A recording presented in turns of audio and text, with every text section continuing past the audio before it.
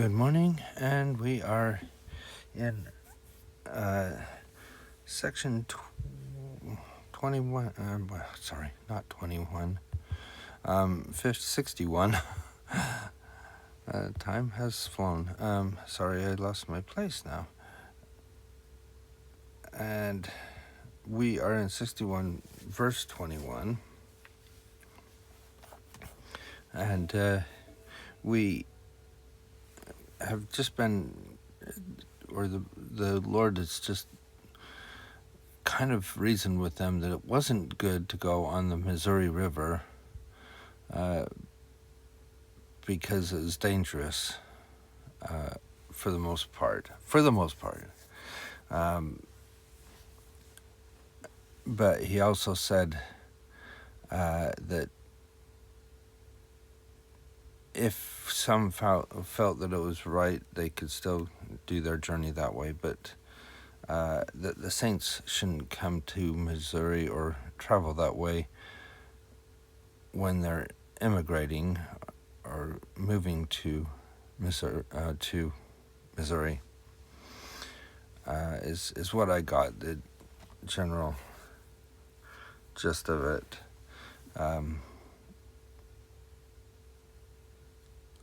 And then,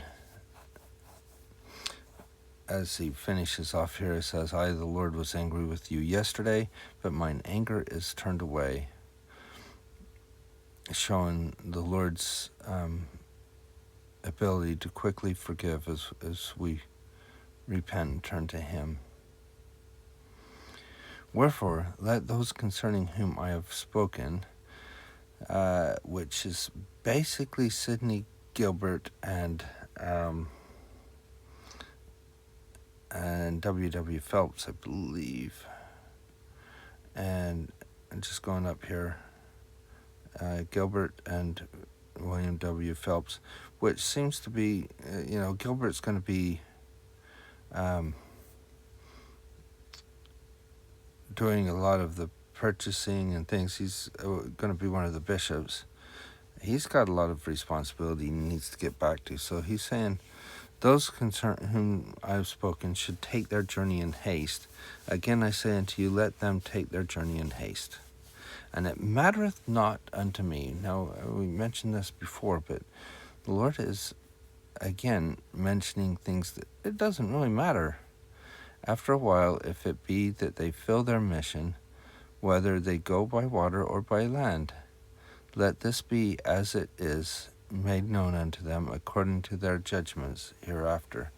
Often we get so caught up in whether or not the Lord will be happy if we make a certain decision, that we don't make a decision. And sometimes it's, well, just get it done. Sometimes I think that that's how it is with ministering. Often we get hung up on what we can't do, that we don't do the things that we know that we could do. And so I think, it matters not if we, I think one of the things that was different was when we changed it from home teaching to ministering, was the fact that how we contact them matters not, but it's that we contact them, that we're in contact with them, that we know these families and that we love them. And how we do this is less important than why we do them. And it comes down to, and why do they ask to know if we've been having an interview with our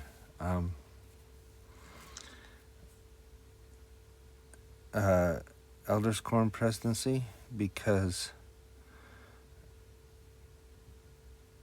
if we're doing those, then we're able to report back, and when we report back, we get to see where we can improve and what we can do to help these people out better, in what way, and therefore serve them better, rather than saying, well, did you do it exactly this way or that way?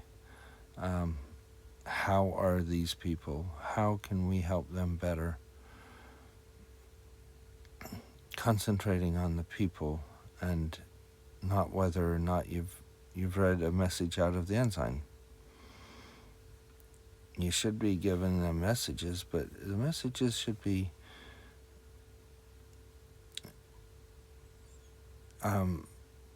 prayerfully understood and prayerfully sought. Anyway, that is a little bit of a tangent. So it mattereth not unto me. I just find that an interesting statement that we're hearing quite a lot in these scriptures, especially this journey, because some things don't matter as much as other things. It's more important that they fill their mission. So in this sense, we're talking about Sidney Gilbert and W.W. Phelps, who need to fill their... So it matters not whether they go by water or by land. Now, this is important here as well, because a lot of the scriptures above that talk about the destroyer being on the water and so forth often are read, especially by missionaries. I remember seeing this when I was on my mission. Oh, that's why we can't go swimming and things like that. And not taking into account all the other reasons why missionaries shouldn't be distracted going swimming and things like that. But obviously, he's not going to say the destroyer's on the water and not go on the water and then say, it doesn't matter if you go on the water, really. But for them, it didn't matter because they were on the Lord's errand. Well, the others, if they stayed on the water, they're going to miss opportunities to teach and preach to people, and their spiritual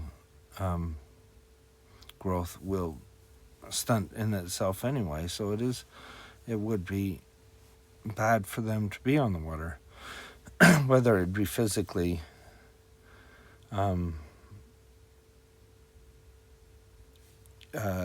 dangerous or not.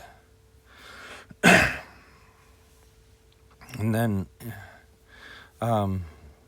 here in this, let's see, where are we? Whether they go by water or by land, let this be as it is made known unto them according to their judgments hereafter. And now concerning my servants, Sidney Rigdon, Joseph Smith Jr., and Oliver Cowdery. Let them come not again upon the waters, save it be upon the canal, while journeying unto their homes. Or, in other words, they shall not come upon the waters to journey, save upon the canal. So for them, it was, don't go that way.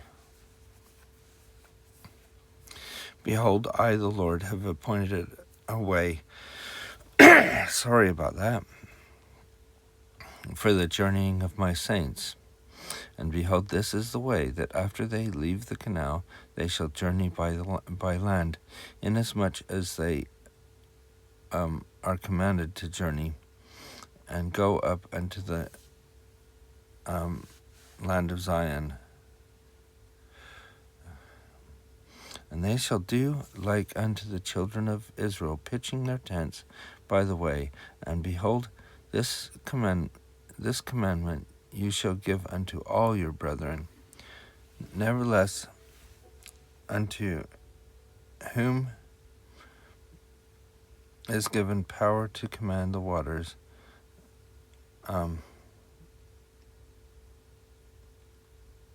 unto him it is given by the Spirit to know all his ways.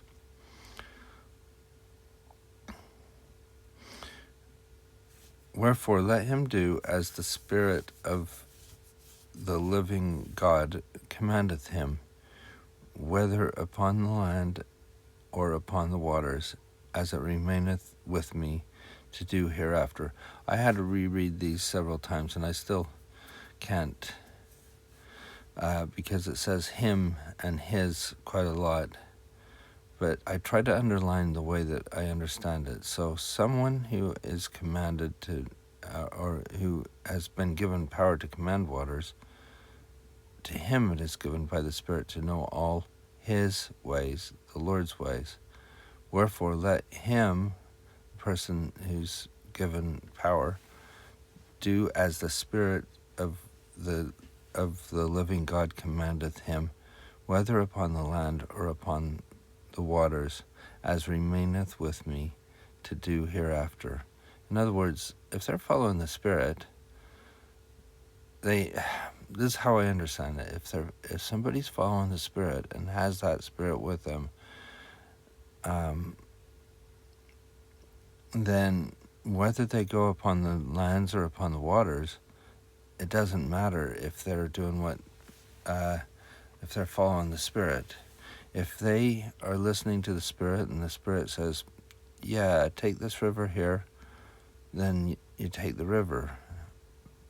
But if it says, okay, stop off here, go and preach to these people, then you stop and preach. This is for people who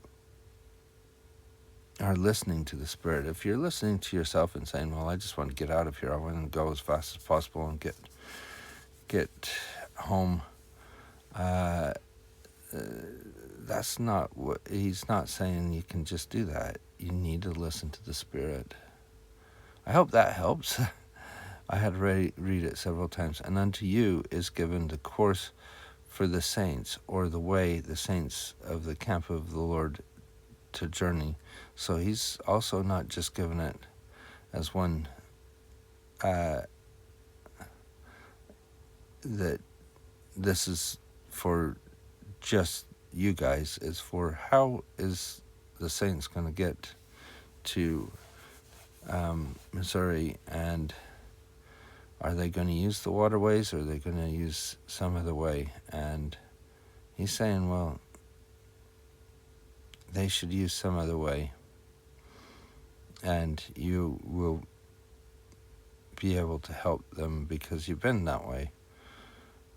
And again, verily I say unto you, my servants Sidney Rigdon, Joseph Smith Jr., and Oliver Cowdery shall not open their mouths in the congregations of the wicked until they arrive in Cincinnati.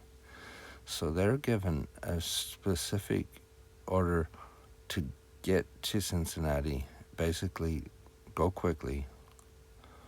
While others are to preach.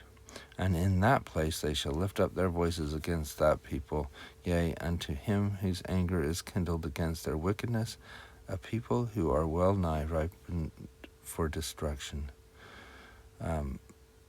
Really interesting, strong words for the people of Cincinnati. But that is where the Lord sends them, and they seem to help out with that. And I guess in the sense of Cincinnati is not destroyed or anything like that. And from thence let them journey for the congregations of their brethren, for their labors even now are wanted more abundantly among them than among the congregations of the wicked. So notice here, their labors are now wanted more abundantly among the brethren, or members of the church. Some people will serve by going out and preaching to or doing missionary work to those that are not members, and there's others that will have labors that are to be in the church. And often bishops and so forth often need to do that. And now concerning the residue, let them journey and declare the word among the congregations of the wicked, inasmuch as it is given. So they're supposed to take their time and do those things. Inasmuch as they do this, they shall rid their garments, and they shall be spotless before me. That is their job. Remember, these are ones that hurried down to Missouri and did not do the mandate of preaching by the way. We'll get to the ones that did stop and preach by the way in the next chapter. Let them journey together, or 2 by 2, as seemeth them good. Only let my servant Reynolds Cahoon and my servant Samuelite Smith, with whom I am well pleased, be not separated until they return to their homes for this wise purpose in me. Now, I think this is really something here. We've got Reynolds Cahoon and Samuelite Smith. We know Samuelite Smith being the brother of the prophet and a missionary at times. I want to say a good missionary, but I think he's one of those ones that, according to what has been said, he does make a difference, but he doesn't have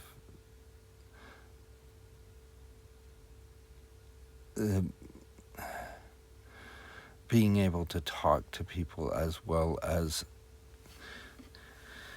some of his brothers do. But his heart is so big, and he does what the Lord asks him to do. And this is what they're doing here. Reynolds Calhoun, he becomes a counselor in the bishopric, and on the temple building committee. He helps to build Kirtland Temple. I think he does some probably in Nauvoo, also ends up in Utah, and we don't hear much after that, at least not in these notes. I'm sure there's a lot more history about Reynolds Cahoon, but for us now, he stays faithful, and he goes, and he's one of those ones that are just quietly doing what he's asked to do. Reynolds Cahoon, well, he's only been a member a couple of weeks, and when I mean a couple of weeks, he was baptized, and 2 days later was going to Missouri. That's quick. Anyway, with whom I am well pleased, be not separated until they return to their homes, and this for a wise purpose in me. I don't know what that is. I haven't seen anything that says why that was. And now verily I say unto you, what I say unto one, I say unto all, be of good cheer, little children, for I am in your midst, and I have not forsaken you. Inasmuch as you have humbled yourselves before me, the blessings of the kingdom are yours. Gird up your loins and be watchful and be sober, looking forth to the coming of the Son of Man, for he cometh in an hour you think not. Pray always that you enter not into temptation, that you may abide the day of his coming, whether in life or in death. Even so, amen. So I guess the thing that I get most out of here is, first of all, do those things that you know you must do. The simple things, the things that we've been asked to do. And then the how of what we do is probably not going to matter as much as we think it will, as much as the why. And I hope you have a wonderful day, and have the Spirit guide you. and we'll see you tomorrow.